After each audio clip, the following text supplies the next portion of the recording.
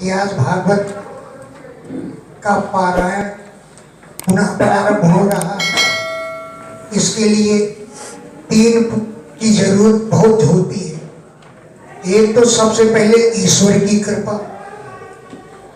दूसरी बात ग्रंथ की कृपा। ग्रंथ का जितना आदर आप लोग करेंगे उतना ही ग्रंथ आपको आनंदित करेगा। और तीसरी तो है ही है गुरु कृपा। तीनों कृपाएं जब एक साथ वर्षा करती हैं तो ये भागवत पुराण कल्प वृक्ष के रूप में सभी की मनोकामनाओं को पूर्ण करता है।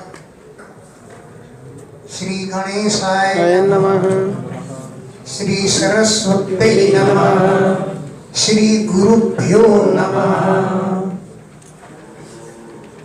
सच्चिदानंद रूपाय विश्वोत्पत्त्यादि हेतवे तापत्रय विनाशाय श्री कृष्णाय वयं नमः। भगवान के तीन स्वरूप हैं, सत, चित, आनंद। रूप शब्द तीनों को जोड़ दीजिए तो भगवान सदरूप भी हैं, चिद रूप भी है, आनंद रूप भी है? लिखा है ना, द्वंद्वादौ द्वंद्व मध्ये द्वंद्वान्ते च श्रूयमाणं पदम प्रत्येकम अपि सम्बध्यते। प्रत्येक से संबंधित होता है। तो रूप शब्द अंत में आया तो इसलिए तीनों से जोड़ दीजिए। तो भगवान के क्या है तीन रूप? सदरूप है, चिद रूप भी है और आनंद स्वरूप है। भगवान के ये तीन स्वरूप हैं। क्या करने वाले हैं भगवान? कि विश्वोत्पत्त्यादि हेतवे, विश्व की उत्पत्ति भी करते हैं, विश्व का पालन भी करते हैं और संहार भी करते हैं। आदि से तीनों जोड़ दिया तो इसमें कर दिया कि विश्व की उत्पत्ति आदि के हेतु है। तो आदि मतलब और कौन है?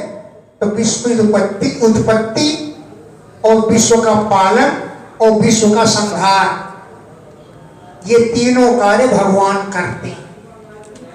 और क्या करते हैं? तापत्रय विनाशाय, तीनों तापों का विनाश करते हैं। इस संसार में तीन प्रकार के दुख होते हैं। सारे दुख इन तीनों दुखों में ही आ जाते हैं। आध्यात्मिक दुख, आदि भौतिक दुख, आदि दैविक दुख। इन्हें दैहिक दैविक भौतिक कह देते हैं, सरलता के कारण दैहिक दैविक भौतिक कहते हैं। आध्यात्मिक दुख और आदि भौतिक और आदि दैविक। आध्यात्मिक दुख दो प्रकार के होते हैं। एक आध्यात्मिक दुख दो प्रकार के, शारीरिक और मानसिक। शारीरिक दुख क्या है? ज्वर, बुखार, खांसी, खुर्रा आ जाए, ये शरीर के दुख है। और मानसिक दुख क्या है? प्रिय का वियोग और अप्रिय का संयोग। जिसको हम चाहते हो मिला नहीं और जिसको नहीं चाहते हो मिल गया तो भी मन में दुख होता है। तो आध्यात्मिक दुख दो प्रकार का होता है, एक शारीरिक और एक मानसिक। आदि भौतिक दुख चार प्रकार के प्राणियों से मिलता है। जैसे बिच्छू काट ले, सांप काट ले, कोई पुरुष ही पुरुष को मार दे, कोई जानवर चार प्रकार के प्राणियों से जो दुख मिलते हैं उसे आदि भौतिक दुख कहते हैं। और आदि दैविक दुख किसे कहते हैं? जो देवताओं की तरफ आवे, अतिवृष्टि हो गई, अनावृष्टि हो गई, दुर्भिक्ष हो गया, वज्रपात हो गया, बिजली गिर गई, ये देवताओं की तरफ आते हैं तो आदि दैविक दुख है। तो आध्यात्मिक, आदि भौतिक, आदि दैविक, ये तीन प्रकार के दुख होते हैं।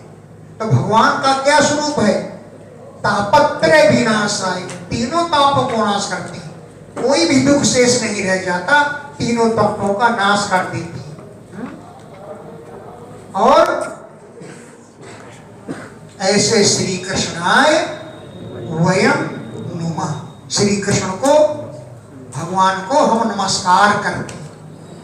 अब कुछ विद्वान कह देते हैं कि श्री कृष्णाय वयं नुमः, श्री कृष्णाय चतुर्थी विभक्ति। अब नुमा क्रिया है, तो नुमा के साथ तो श्री कृष्णम नुमा होना चाहिए, कृष्णाय नुमा कैसे हो? लेकिन है श्री कृष्णम अनुकूलम कर्तुम वयम श्री कृष्णाय नुमा। श्री कृष्ण को अपने अनुकूल करने के लिए जहां क्रियार्थक क्रिया हो वहां चतुर्थी विभक्ति होती है। क्रियार्थक दो है, दो क्रियाएं हो गई, एक तो श्री कृष्ण को अनुकूल करना और दूसरा श्री कृष्ण को नमस्कार करना। ऐसी जगह पर द्वितीय न हो करके चतुर्थी विभक्ति होती है। तो श्री कृष्णाय वयम नुमः, श्री कृष्ण को हम नमस्कार करते हैं। दुख तो संसार में आते हैं, ब्रह्मा की सृष्टि में सुख कम है और दुख ज्यादा है, लेकिन पुराण आदि ऐसे शास्त्र हैं इनके द्वारा सुख की ही प्राप्ति होती है, दुख की प्राप्ति तो दूर हो जाती है, दुख तो मिलता ही नहीं। कहते हैं सत्य क्या है? अब सच्चिदानंद कहते हैं भगवान के तीनों सदरूप चित रूपानंद। अब सत्य क्या है, अचित क्या है और आनंद क्या है? तो सत कहिए जो विनसत नाही। सत उसे कहते हैं जिसका कभी नाश नहीं होता। और चित किसे कहते हैं?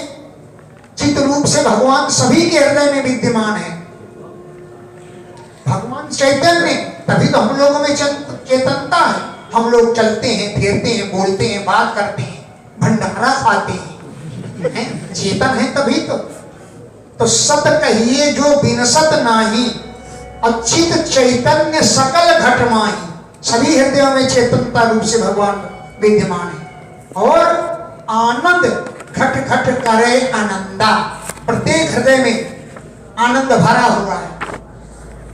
भगवान के आनंद में कमी नहीं आती है, मनुष्य के आनंद में भली कमी आ जाए। भगवान तो जो 16,108 पत्नियों के बीच में उनको जो आनंद मिलता है वही आनंद यादवों की मारकाट देखते हैं तब भी उनका वही आनंद है। आनंद में कोई कमी नहीं। आ समन्तात नंदयति इति आनंदा, जो चारों तरफ से सबको आनंदित करे उसे आनंद कहते हैं। आ माने चारों ओर से, आ माने समन्तात, नंदयति इति आनंदा, उसे आनंद कहते हैं। भगवान तो आनंद के समुद्र है। अब भगवान कहते हैं मैं तो आनंद का समुद्र, चाहूं तो 10-20 बाल्टी पानी उलीझ दूं और खूब आनंद करो, लेकिन जो आनंद सिंधु सुख राशि, सीकर से त्रैलोक सुपासी। सीकर जानते हो?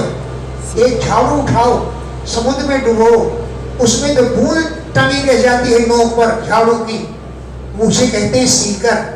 मैं एक सीकर आनंद छिड़क देता हूं तो तीनों लोग आकाश पर धर के चलता है, जमीन में चलते हैं। अगर एक बूंद आनंद छिड़क देता और 10-5 बाल्टी उलीझ दूंगा तब इस लोगों को फाड़ कर उड़ जाएंगे। इसलिए एक ही बूंद आनंद बहुत है। आनंद सिंधु सुख राशि, सुख की तो मैं राशि हूं, समुद्र हूं सुख का, लेकिन एक बूंद से ही तीनों लोग आनंद से भरा हुआ है। और अगर 10-5 बाल्टी उलीझ दूंगा तो जाने कहां पहुंचेंगे, है ना? भगवान आनंद स्वरूप है। तो सत कहिए जो विनसत नाही, चित चैतन्य सकल घट माही। चेतन घट घट आनंद घट घट करे आनंदा, ताको नाम सच्चिदानंदा। ये सच्चिदानंद भगवान के 3 स्वरूप हैं। ऐसे भगवान को हम नमस्कार करते हैं। यम प्रव्रजन्तमनुपेतमपेतकृत्यं दैवायनो विरहकातराजुहाव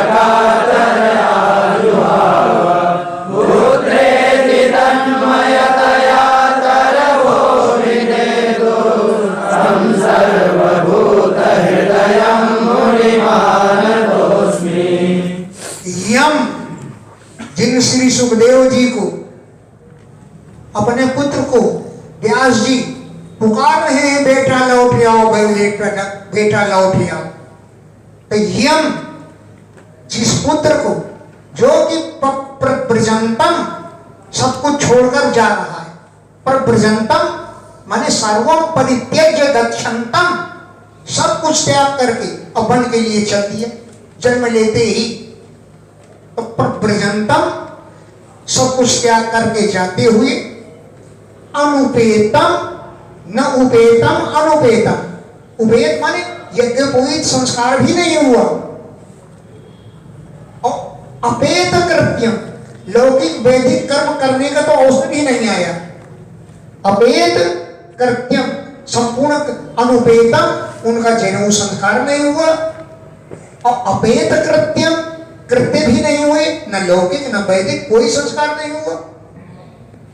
अब चल दिए बा ऐसे पुत्र को द्वैपायन व्यास जी ने विरह कातर, विरह से पीड़ित होकर के आजुहाव पुकारा।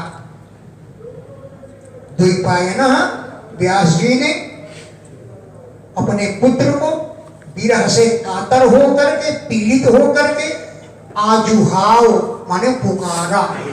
जुहाव माने होता है हवन किया, और उपसर्ग जोड़ दो तो उसका अर्थ होता है बुलाया। आजुहाव पुकारा, उपसर्गेण धात्वर्थो बलादन्यत्र नीयते।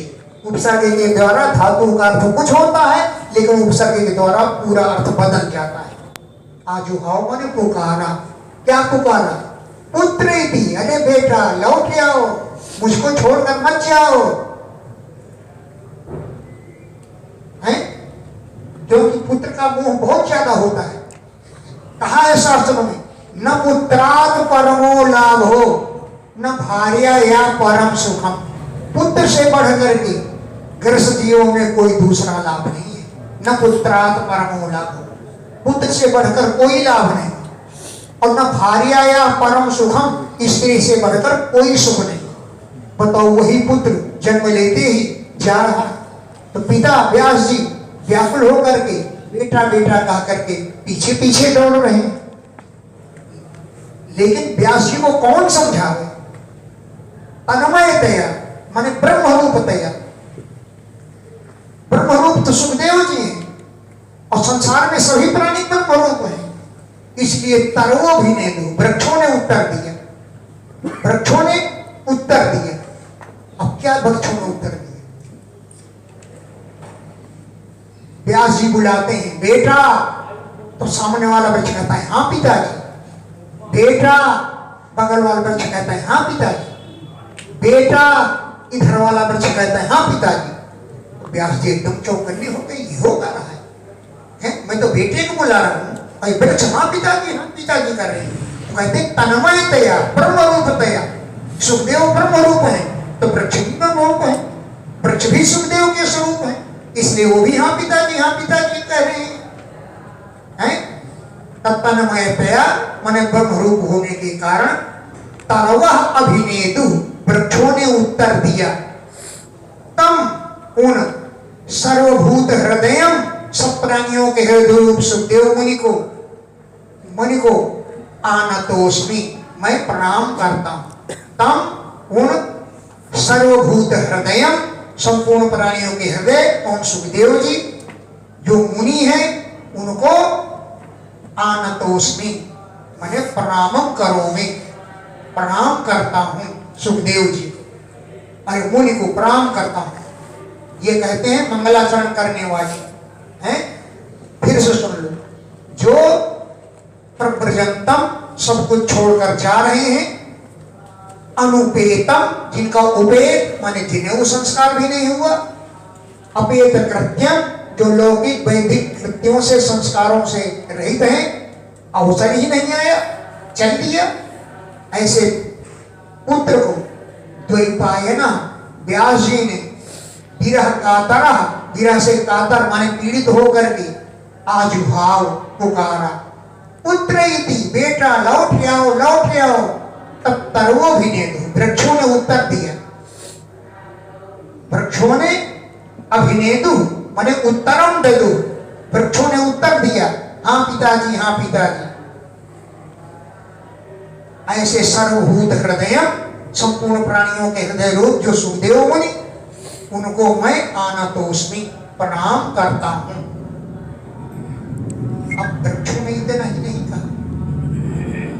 बच्चों ने तो हाँ पिताजी हाँ पिताजी कहा। अब तो व्यास जी चौकन्ना हो गए कि ये क्या हो रहा है, कोई ड्रामा हो रहा है। बच्चे लोग कह रहे हैं हाँ पिताजी और मैं बुला रहा हूं अपने बेटे। तो बच्चों ने कहा व्यास जी ये बात बता दी, संसार में दो प्रकार की सृष्टि होती है, चर और अचर। चर तो मनुष्य पशु पक्षी लोग चलते हैं उनको चर कहते हैं, और जो नहीं चलते वो अचर प्राणी है। तो वृक्ष कहते हैं व्यास जी आप तो चर प्राणी हैं, चलते हैं, ज्ञानवान हैं, गीता भागवत आज के रचयिता हैं, इतना ज्ञान है आपको, और हम तो अचर प्राणी हैं, अज्ञानी हैं, हमें कुछ ज्ञान नहीं है। और आप इतना ज्ञानी होते हुए एक पुत्र के लिए पीछे पीछे भाग रहे हैं। वृक्ष कहते हैं एक पुत्र के लिए आप पीछे पीछे भाग रहे हैं। क्या लिखा है आपने गीता में, क्या लिखा है पुराणों में? यही लिखा है कि कोई माया को छोड़कर जा रहा है तो आप माया में फंसाने को बार बार बुला रहे हैं, और हम तो अज्ञानी हैं। पत्ते गिरते हैं ये हमारे ही पुत्र हैं सब, उसमें गिरते हैं हमारे ही पुत्र हैं सब, फल गिरते हैं ये हमारे ही पुत्र हैं। हम तो किसी के पीछे नहीं दौड़ते। कोई फल गिरता है तो बुलाते थोड़ी फिरते हैं बच्चा क्यों गिर रहे हो बेटा आ जाओ आ जाओ। अब तुम एक पुत्र को बुला रहे हो जो माया छोड़कर जा रहा है, माया में फंसाने के लिए आप बुला रहे हैं। व्यास जी चुप हो गए, व्यास जी चुप हो गए। फिर वृक्ष कहते हैं, अभी वृक्ष शांत नहीं हुए। वृक्ष जी अरे व्यास जी एक बात बताओ, एक स्त्री थी वो एक पुरुष से प्यार करती थी।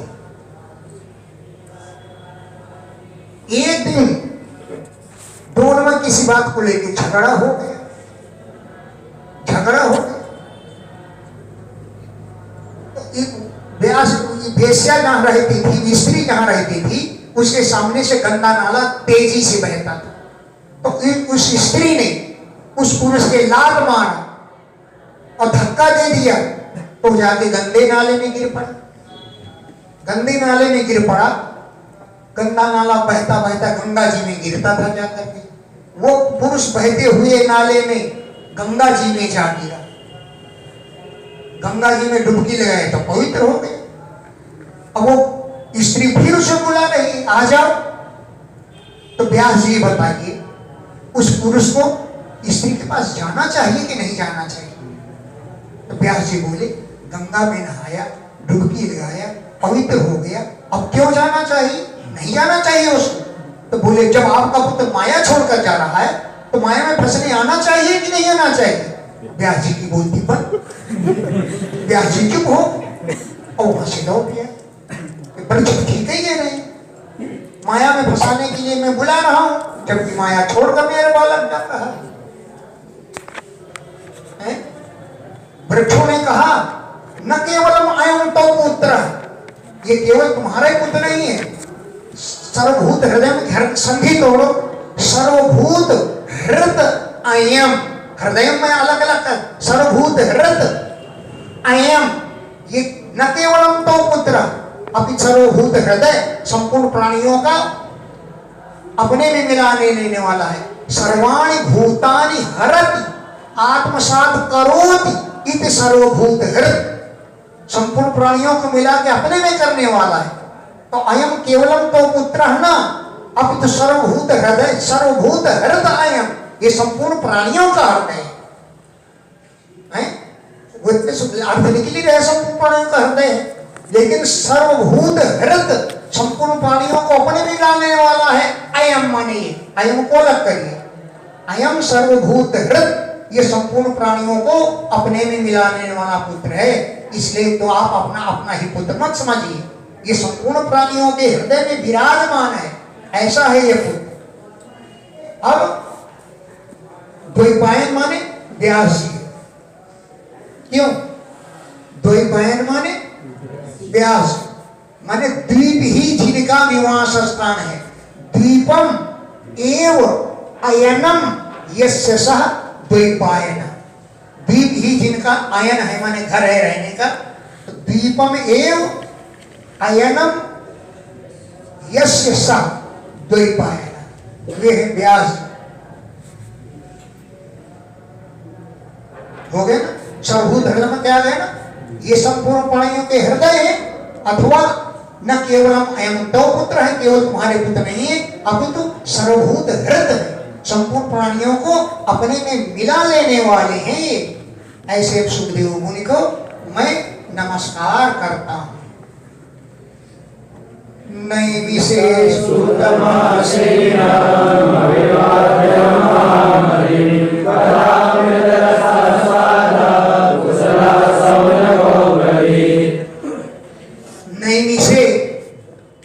नैमिष एक वन है उत्तर प्रदेश के सीतापुर जिले में। नैमिषारण्य है उत्तर प्रदेश में एक जिला है सीतापुर, वहीं पर नैमिषारण्य नाम का एक जंगल है।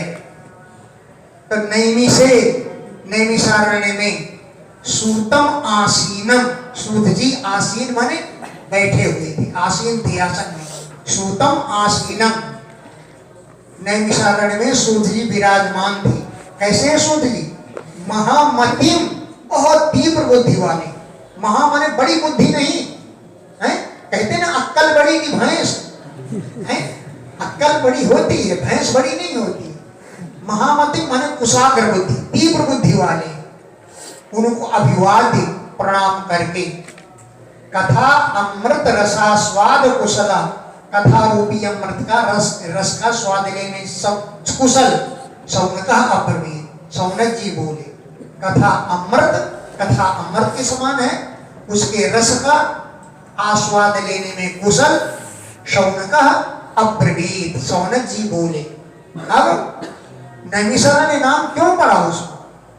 नैमिषारण्य नाम क्यों पड़ा? पृथ्वी में कलयुग घेर लिया पृथ्वी को। सारे ऋषि मुनि लोग मिल करके ब्रह्मा जी के पास गए।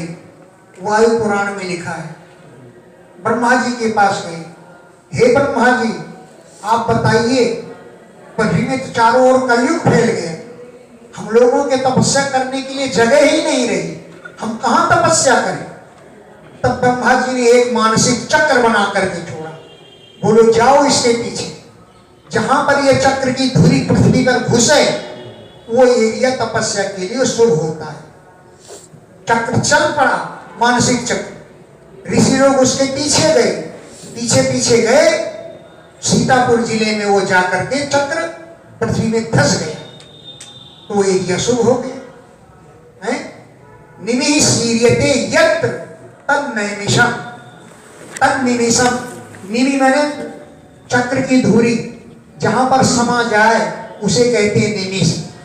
निमि चक्र की धुरी, निमि कहते हैं। शीर्यते यत्र, जहां पर समा जाए वो स्थान का नाम है निमिष। तो निमि शीर्यते यत्र तत् निमिषम्, और निमिषम् एवं नैमिषम्, निमिष को ही नैमिष कहते हैं। तस्मिन् नैमिषे, ये है नैमिष। नैमिषम् च तत् आरण्यम् इति नैमिष। तो नैमिषे, नैमिषारण्य में सूतम अवर्थाओ, व्याकरण में न घुसो, एक व्याकरण में घुसने पर ज्यादा बाउंड पड़ जाता है। तो नैमिषे, नैमिष नाम के एक वन में, नैमिषारण्य में सूतम आसीनम, सूत जी आसन पर विराजमान थे। महामतिम, ये तीव्र बुद्धि वाले हैं सूत जी। और सौनक जी कैसे हैं? कथा अमृत रस आस्वाद कुशला, कथा अमृत रूपी रस का स्वाद लेने में बड़े चतुर हैं। कौन? सौनक। सौनक जी सूत जी के पास पहुंचे और पहुंच करके अप्रवीण बोले। सौनक हुआ अज्ञान विध्वंस कोटि सूर्य समप्रभ सूताख्यायि कथा सारम मम कर्णरसायनम। हे सूत जी, सौनक जी संबंध करें, सूत किसे कहते हैं? ब्राह्मण क्षत्रिया जाता सूत इत्यभिधीयते। ब्राह्मण हो स्त्री और क्षत्रिय हो पुरुष, उसके संतान उत्पन्न होती है वो सूत कहा जाता है। ब्राह्मण्याम क्षत्रिया जाता सूत इत्यभिधीयते, उसे सूत कहते हैं। अब कर्ण को भी सूत पुत्र कहते हैं, लेकिन वो ब्राह्मण क्षत्रिय से नहीं पैदा हुआ। क्षत्रिय कुंती है जरूर, लेकिन सूर्य के देवता है। सूत की परिभाषा क्या है? इसलिए कहते हैं कि सूत जी अग्निदेव से उत्पन्न हुए, वो सूत जी नहीं। जो सूत जी कथा कह रहे हैं रोमहर्षण, वो अग्निदेव से उत्पन्न हुए। अब जो राजा परीक्षित सुना रहे हैं उग्र सर्वासूत हैं, वो उनके पुत्र हैं, तो सूत के पुत्र सूत कहे जाते हैं। तो ब्राह्मण्याम क्षत्रिया जाता सूत इत्यभिधीयते, ब्राह्मणी के गर्भ से क्षत्रिय के द्वारा जो उत्पन्न हो उसे सूत कहते हैं। तो सौनक जी सूत जी के पास पहुंचे और बोले, हे सूत जी, आप कैसे हैं कि अज्ञान ध्वांत विध्वंस, अज्ञान सबसे बड़ा अंधकार है। अज्ञान अंधकार दीपक से नहीं दूर होता, सूर्य की किरणों से दूर नहीं होता। अज्ञान अंधकार हृदय का सूर्य की किरणों से दूर नहीं होता, ये अंधेरा जरूर दूर हो जाएगा। अज्ञान रूपी ध्वांत माने अंधकार को ध्वंस करने में, अज्ञान रूपी ध्वांत माने अंधकार को विध्वंस नष्ट करने में आप कोटि सूर्य समप्रभ, करोड़ों सूर्य के समान कांति वाले हैं। कोटि सूर्य, एक सूर्य से अज्ञान नहीं दूर होता, कोटि सूर्य, करोड़ों सूर्य के समान प्रभावान कांति वाले हैं। ऐसे हे सूत कथा सारम आख्यायी, कथा के सार तत्व को आख्यायी माने मुझसे कहो। कथाएं तो बहुत लंबी चौड़ी है, कथाओं को कोई पार नहीं पार सकता, इसलिए कथाओं से सार तत्व निकालिए और सार तत्व को हमको सुनाइए। तो हे सूत कथा सारम आख्यायी, कथा के सार तत्व को निकाल करके मुझको सुनाओ। क्यों कि मम कर्ण रसायनम, मेरे कानों के लिए वो कथाएं रसायन के समान है। मेरे कानों के लिए वो रसायन औषधि के समान। औषधियां दो प्रकार की होती है, एक रसायन औषधि, एक चटनी चूर्ण वाली औषधि। चटनी चूर्ण खाने पर वैद्य कहते 40 दिन खाओ फायदा हो जाएगा, 40 दिन कम से कम खाना पड़ेगा तब वो असर दिखाएगी। लेकिन रसायन औषधि इंजेक्शन की तरह 10 से 15 मिनट में असर दिखा देती है। तो मेरे कानों के लिए रसायन तुल्य औषधि सुनाइए, काष्ठाधिक चूर्ण औषधि ना दीजिए मुझको। है मम कर्ण, मेरे कानों के लिए वही रसायन औषधि के समान है, हृदय में शीघ्र प्रभाव डालने वाली है। इसलिए कथाओं का सार तत्व निकालिए और मुझको सुनाओ। भक्ति ज्ञान विरागाप्तो विवेको वर्धते महान्, माया मोह निरासश्च वैष्णवैः क्रियते कथम्। भक्ति, ज्ञान और विराग से युक्त विवेक, महान विवेक कथम वर्धते, महान विवेक की वृद्धि कैसे होती है। ज्ञान हो, भक्ति भी, भक्ति और वैराग्य से युक्त होना चाहिए ज्ञान है। भक्ति हो, ज्ञान और वैराग्य से युक्त होना चाहिए। भक्ति है भगवान में, ज्ञान भी है, लेकिन वैराग्य नहीं तो ज्ञान से क्या फायदा है। ज्ञान तो है कि स्त्री मिथ्या है, ज्ञान तो है कि स्त्री मिथ्या है, लेकिन वैराग्य नहीं है। ज्ञान तो सबके पास है कि स्त्री मिथ्या है, वैराग्य किसी के पास नहीं है। मैंने कहा था ना स्त्री मिथ्या है तो छोड़ो, लाओ मुझे दे जाओ, लेकिन किसी ने नहीं दिया क्योंकि वैराग्य नहीं है। तो स्त्री को कोई छोड़ना नहीं चाहता। तातो पानी करके कौन देगा। स्त्री मिथ्या है तो पानी तातो करके कौन देगा। उस समय तो स्त्री सत्य मालूम पड़ती है। तो केवल मिथ्या कहने से काम नहीं चलता है, ज्ञान अगर है तो वैराग्य भी होना चाहिए। तो भक्ति, ज्ञान और वैराग्य से युक्त विवेक जो है कैसे बढ़ता है। विवेक महान वस्तु है, महान विवेक कैसे बढ़ता है। और एक बात बताइए, वैष्णव लोग माया मोह से निराश कैसे हो जाते हैं। माया मोह निराशस्य माया और मोह से निराश माने छुटकारा कथम क्रियते, वैष्णव लोग कैसे कर लेते हैं? माया से भी छुटकारा पा लेते हैं, मोह से भी छुटकारा पा लेते हैं। तो वैष्णव लोग माया मोह से निराश कैसे हो जाते? इह घोरे कलो प्रायो जीवश्चासुरतां गतः क्लेशाक्रान्तस्य तस्यैव शोधने किं परायणम्। इह घोरे कलौ, इस भयंकर कलयुग में, इह इस घोरे कलौ भयंकर कलयुग में जीव, ये जीव जो हैं असुरतांगता, जीव लोग आसुरी भाव को प्राप्त हो गए। चावलों में कंकड़ मिला के बेचते हैं, हल्दी में पीला रंग मिला के बेचते हैं, इतने आसुरी हो गए, कोई वस्तु ही शुद्ध नहीं मिल रही। ये घोर कलौ, इस घोर कलयुग में सभी नहीं है, प्राय कोई कोई जीव असुरतांगता, आसुरी भाव को प्राप्त हुए हैं, इसलिए क्लेशों से आक्रांत है, क्लेशों से पीड़ित है। तो क्लेशाक्रांत, क्लेशों से आक्रांत है, तो तस्य शोधने, उस जीव को शुद्ध करने के लिए किम परायण, क्या साधन है? कोई साधन तो बताइए। क्लेशाक्रांत, क्लेश से जो आक्रांत है, पीड़ित है, तस्य शोधने, उन जीवों को शुद्ध करने के लिए किम परायण, क्या साधन है? श्रेयसां यद् भवेत् श्रेया पावनानं च पावनं कृष्णप्राप्तिकरं सत्साधनं तद्वदाधुना। श्रेयसां यद् भवेत् श्रेया, कल्याण के साधनों में जो सबसे श्रेष्ठ कल्याण का साधन हो वो हमको बताइए। पावनानां च पावनम, पवित्र साधनों में जो सबसे पवित्र करने वाला साधन है वो हमको बताइए। एक पिता अपनी बेटी से पूछता है, बेटी पेपर कैसा हुआ? वो बोलती है अच्छा। पिता कहता है अच्छा हुआ कि बहुत अच्छा हुआ? अच्छा हुआ कि बहुत अच्छा हुआ? तब बेटी कहते नहीं बहुत अच्छा हुआ। वही पवित्र बनाने वाले साधन तो बहुत हैं, उनमें से सबसे अच्छा साधन कौन है वो हमको बताओ। भागवत पढ़ने में कई साल लग जाते हैं, अगर शब्द सा पढ़ो तो। लोग चाहते हैं हम 2 ही महीने में कथावाचक बन जाए। कैसे? कथा तो वाच लोगे लेकिन ज्ञान नहीं होगा। भागवत एक किताब बन के रह जाती है।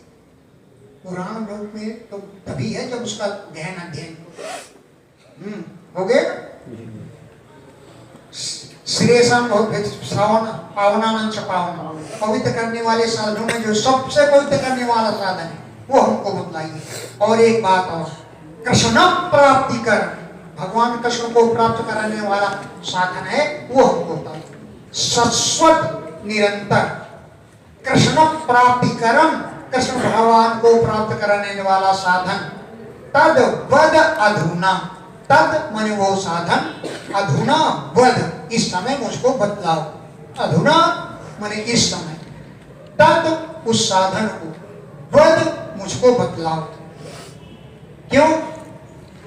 अरे चिंतामणि ले जाओ, खूब ठाक से सोना बेचो बना बना करके, लौकिक सुख भोगो। बोले नहीं, चिंतामणि कृष्ण को तो नहीं प्राप्त कराएगी, हैं?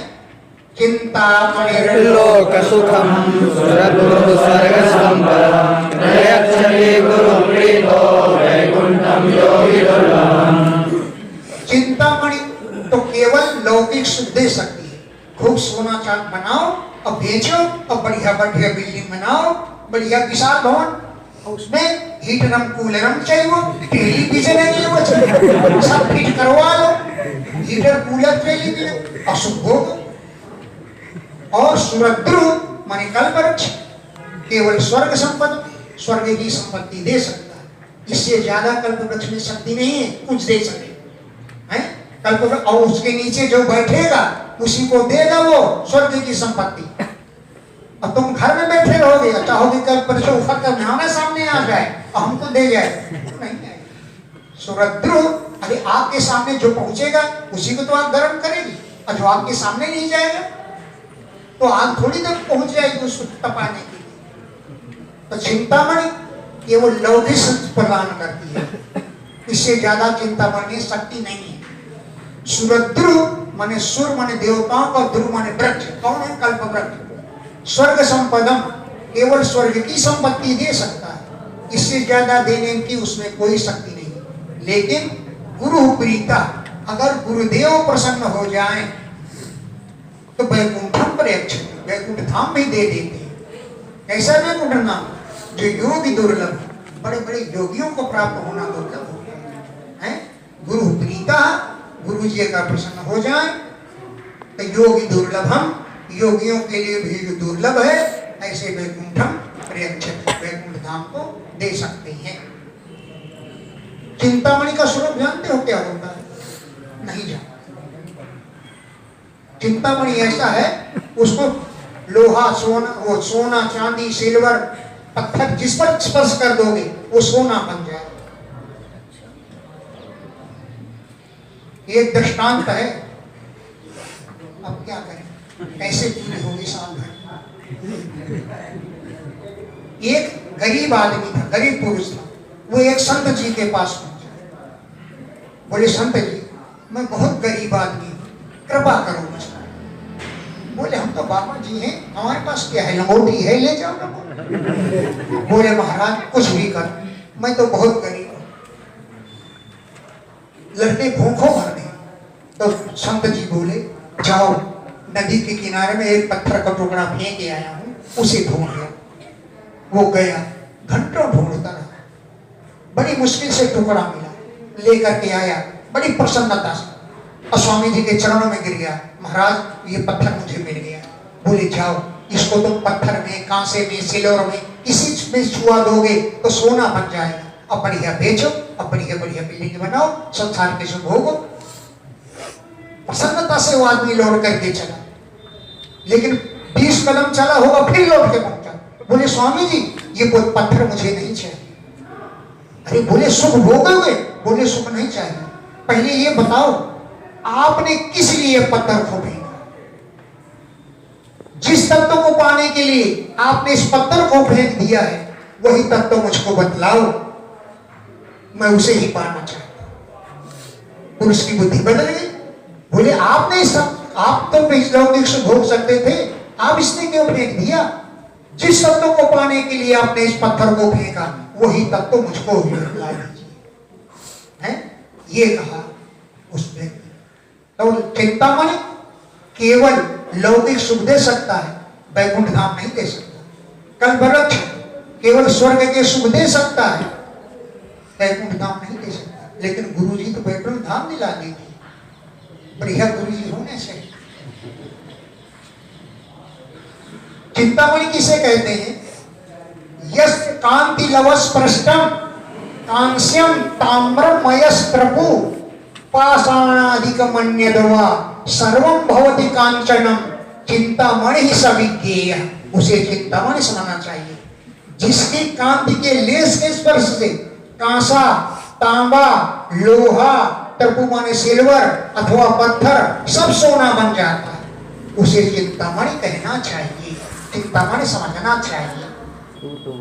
सूत हुआ स्त्रीति सोनक चित्ते भगवती विचार्य सर्व सिद्धांत निष्पन्नम संसार भयनाशनम। हे सौनक जी, ते चित्ते प्रीति, तुम्हारे चित्त में बड़ा प्रेम है कथाएं सुनने के लिए। ते चित्ते, तुम्हारे चित्त में प्रीति, प्रेम है। यतो अतो, इसलिए विचार्य वचन, विचार करके मैं कहूंगा, कहता हूं। विचार करके वचन कहता हूं। क्या कहूंगा? कि सर्व सिद्धांत निष्पन्ना, सभी सिद्धांतों का निष्कर्ष बताऊंगा, निचोड़। सर्व सिद्धांत, सभी जितने भी सिद्धांत हैं ईश्वर को प्राप्त करने के, वेद वेदांत आदि सभी का निष्कर्ष बताऊंगा, निचोड़। निष्कर्ष कहते हैं निचोड़। तो सर्व सिद्धांत निष्पन्नम, सभी सिद्धांतों के निष्कर्ष को मैं बताऊंगा। उससे फायदा क्या होगा? बड़ा फायदा होगा। संसार भय नाशनम, संसार के भय को नष्ट करने वाला वो सिद्धांत है। संसार भय संसार के जितने भी भय हैं नाशनम उनको नष्ट करने वाला सिद्धांत मैं तुमको बतलाऊंगा। और भक्ति नहीं बढ़ाएगा। अरे भले सुनो तो सही अभी आधे वचन सुन है। भक्त्यो वर्धनम यच्च कृष्ण संतोष हेतुकं तदहं ते विधास्यामि सावधानतया शृणु। भक्ति ओघ वर्धनम, भक्ति के ओघ माने प्रवाह को, वर्धनम बढ़ाने वाला है। भक्ति ओघ, भक्ति के ओघ माने प्रवाह को, वर्धनम बढ़ाने वाला, और कृष्ण संतोष हेतुकम, कृष्ण भगवान को शीघ्र ही संतुष्ट कर देने वाला। भक्ति बढ़ेगी तो भगवान प्रसन्न होंगे, हैं? तो कृष्ण संतोष हेतुकम, कृष्ण को संतुष्ट करने का हेतु है। तत् गुह निष्कर्ष, अहम मैं ते अभिधास्यामि, तुमसे बतलाऊंगा। तत् उस सिद्धांत को, अहम मैं ते तुमसे अभिधास्यामि कहूंगा। लेकिन इसके लिए एक बात आवश्यक है कि ऐसा नहीं है ये वो करके माला जपते रहो और घबर घबर बातों में लगे, हाथ में माला चल रही है और घबर घबर बातें कर रही है, ऐसा नहीं। सावधान तया, सावधानी से एकाग्रचित्त होकर के सावधान तया सुनो, सावधानी पूर्वक सुनो, मैं तुमको सिद्धांत बतलाता हूं। कालभ्यालमुखग्रास ग्रास निर्णास हेतवे श्रीमद्भागवतं शास्त्रं कलौकीरेण भासितम्। उच्चारण सही होना चाहिए। कालभ्यालमुखग्रास ग्रास निर्णास हेतवे, काल रूपी जो ब्याल माने सर्प, काल रूपी सर्प किसी को नहीं छोड़ता, सबको काटता है। तो कालभ्याल, काल रूपी सर्प के मुख का ग्रास बनते हैं सभी प्राणी, उससे प्राणी उसको सभी को त्रास माने भय होता है।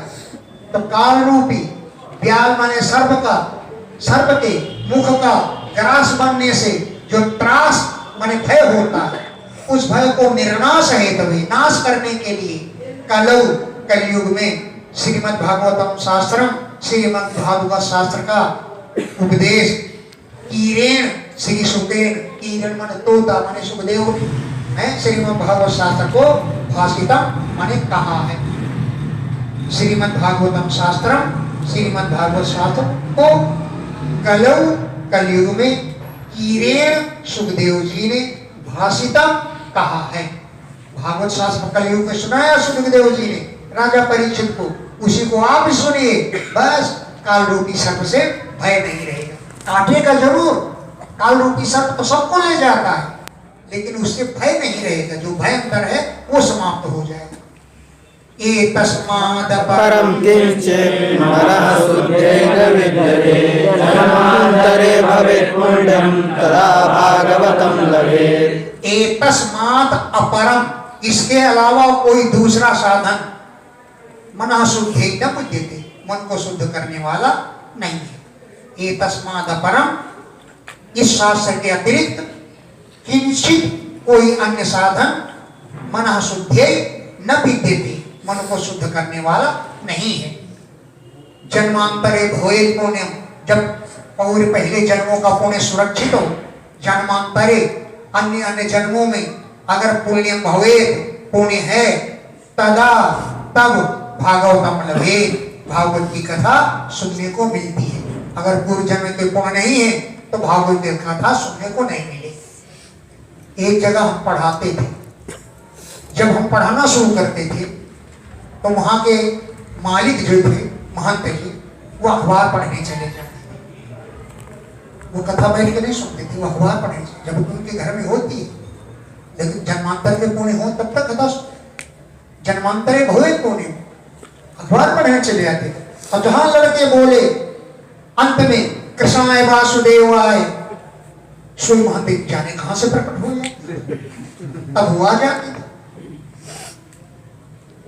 तब जब जन्मांतर में पूर्ण हो ना, एक आदमी पहुंचा गंगा जी स्नान करने के लिए, लेकिन जब भाग में लिखे हुए स्नान तब तो करें स्नान। वहां देखा एक बड़ा सुंदर घोड़ा गंगा के किनारे घूम रहा है। बोले स्नान तो अपने घर की बात है, फिर कर लेंगे, पहले घोड़े की सवारी कर ले। बड़ा बढ़िया घोड़ा है, वो घोड़े में बैठ करके सबर सबर सबर सबर घूमता है और घूमते घूमते थक गया। बोले अब कौन नहाए, चलो घर फिर नहा लेंगे। जब भाग्य में हो तब तो गंगा स्नान करो, कहाँ से स्नान कर लो? दृष्टांत तो बहुत है, कहाँ तक बताओ? हाँ, जन्मांतरे भवेत् पुण्यम, जन्मांतर में जब पुण्य हो, पहले जन्म में कभी पुण्य किए हो, तदा भागवतम लभे, तभी भागवत की कथा सुनने को मिलती है। परीक्षिते कथा वक्तुं गृहीत्वैव देवास्तत्र समागमन्। परीक्षिते, राजा परीक्षित के लिए, कथाम वक्तुम, कथा सुनाने के लिए, सभायाम, सभा के मध्य में, सुके संस्थिते, सुखदेव जी में बैठे हुए थे। परीक्षिते, राजा परीक्षित के लिए, कथाम वक्तुम, कथा कहने के लिए, सभायाम, सभा के मध्य में, सुके संस्थिते, सुखदेव जी विराजमान थे। उसी समय सुधा कुंभम गृहीत्वा, अमृत के कलश को लेकर के, गृहीत्वा लेकर के, तत्र वहां पर देवा समागमन, देवता लोग आ गए। सुधा कुंभम गृहीत्वा, अमृत के कुंभ माने कलश को गृहीत्वा लेकर के, देवा, देवता लोग, तत्र वहां समागमन आ गए। फिर क्या कहे देवता लोग? सुखं नत्वा वदन् सर्वे स्वकार्य कुशलासुरा तथा सुधां प्रयच्छस्व गृहीत्वैव सुधामिमाम्। सुखम नत्वा, सुखदेव को जीव को नमस्कार करके, स्वकार्य कुशलासुरा, अपना काम बनाने में चतुर, देवताओं ने कहा। देवता लोग अपना काम बनाने में बड़ा चतुर होते, तो स्वकार्य कुशला, अपना कार्य बनाने में कुशल, सुरा, देवताओं ने, सुखम नत्वा, सुखदेव जी को प्रणाम करके, सर्वे अवदन, सभी बोले। क्या बोले? कि कथा सुधाम प्रयच्छस्व, कथा रूपी अमृत तो हमको पिला दो। कथा सुधाम, कथा रूपी जो सुधा माने अमृत, प्रयच्छस्व माने हमको दे दो। गृहीत्वैव सुधामिमाम्, ये अमृत का कलश लाए हैं, इसे आप ले लीजिए। गृहीत्वा माने ले लो, सुधाम इमाम, इस अमृत को तुम ले लो जो हम लाए हैं। बोले तो फिर क्या होगा? एवं विनिमये जाते सुधाराज्ञा प्रदीयताम् प्रवास्यो गोवयं सर्वे श्रीमद्भागवतामृतम्। एवं विनिमय, विनिमय माने लेन देन, हमारा अमृत ले लो, कथा रूपी अमृत हमको दे दो। ऐसा लेन देन करने पर ये अमृत तो राजा को पिला दो और कथा रूपी अमृत हमको पिला दो, कथा हमको सुना दो। एवं विनिमये जाते, विनिमय माने अदला बदली, ऐसा लेन देन होने पर है सुधा, ये जो अमृत हम लाए हैं, राज्ञा प्रियतम, राजा भी पान कर लें, और वयम सर्वे, हम सब लोग, श्रीमद् भागवत अमृतम पास्यामा, श्री भागवत रूपी अमृत का पान हम लोग कर लेंगे। अब बताओ, सुखदेव जी को भी ठगने आ गए। वसुधा कथा लोके वकाचः परिमान् ब्रह्मरातो विचार्यैवं तदा देवान् जहासः। लोके, संसार में, वसुधा कहाँ तो अमृत, अब कथा कहाँ कथा, कांच और मणि की बराबरी कैसे हो सकती है? कोई मणि लावे, अब किसी के पास कांच हो, कोई कह दे कांच ले लो, कांच दे दो और मणि ले लो, ऐसा कौन कर सकता है? लोके, संसार में, वह कथा कहाँ तो सुंदर कथा है, अब वह कांचा कहाँ कांच, दोनों का मूल्य बराबर कैसे होता है? भला बताइए, वो कांचा कहाँ तो कांच, अक्वा महान मणि, महान मणि, दोनों बराबर कैसे हो सकते हैं? ब्रह्मराता मन सुखदेव जी ने इति विचार्य, ऐसा विचार करके, तदा, तब, देवान जहास, देवताओं की खूब हंसी उड़ाई। तो बड़े चतुर, हमको बेवकूफ बनाने आए, हैं? ब्रह्मरात माने सुखदेव जी। ब्रह्मणा राता इति ब्रह्मराता श्री शुका, ब्रह्मा जी के द्वारा दान किए गए संसार के लिए कि जाओ तुम ज्ञान को दो। ब्रह्मा के द्वारा रात माने देने के कारण सुखदेव जी को ब्रह्मरात कहते हैं। तब ब्रह्मराता श्री सुखदेव जी ने तदा उस समय इति विचार्य, इस बात का विचार करके देवान जहाज, देवताओं की हंसी उड़ाई।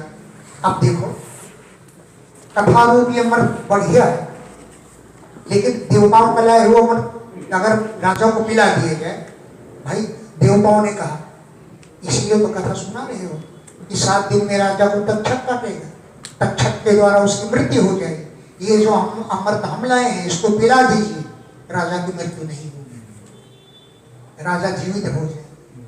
इसके बदले में कथा रूपी अमृत हमको पिला दे।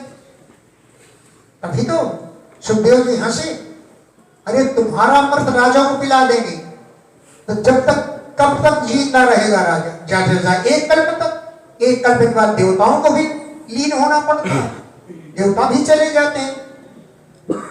तो तुम्हारा अमृत पिलाएंगे तो राजा की आयु ज्यादा से ज्यादा बढ़ेगी एक कल्प तक, लेकिन कथा रूपी अमृत पिला देंगे तो जन्म मृत्यु के बंधन से हमेशा के लिए मुक्ति मिल जाएगी, मोक्ष हो जाएगा।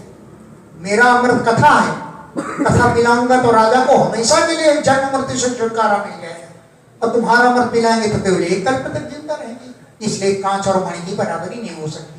यू कैन गो, तुम लोग जा सकते हैं, तुम लोग जा सकते। ऐसा देवताओं से श्री सुखदेव जी ने कहे। अभक्तास्ताश्च विज्ञाय न तदु सहकरामृतम् श्रीमद्भागवते वार्ता सुराणामपि दुर्लभा।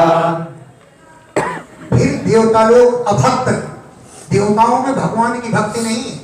देवताओं से बढ़कर तो भगवान की भक्ति राक्षसों में। देखो महाराज बलि, महाराज प्रहलाद इतने सुंदर भक्त हैं। लोगों एक सभा में हमने कहा, भगवान मैं तुमसे प्रार्थना करता हूं कि मुझे कभी भी देवता मत बना, मुझे बना दो तो राक्षस बना।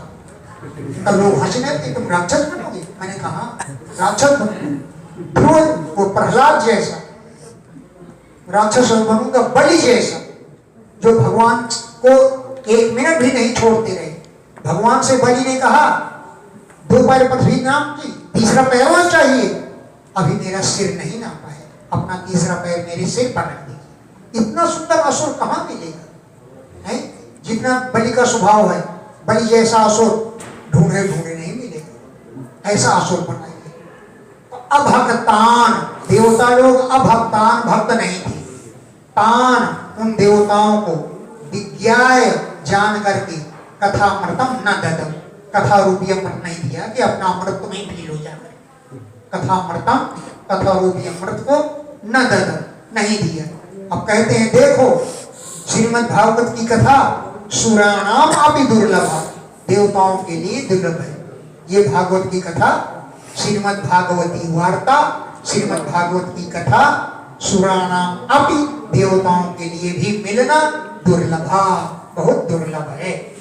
चल आज का टाइम तो गया।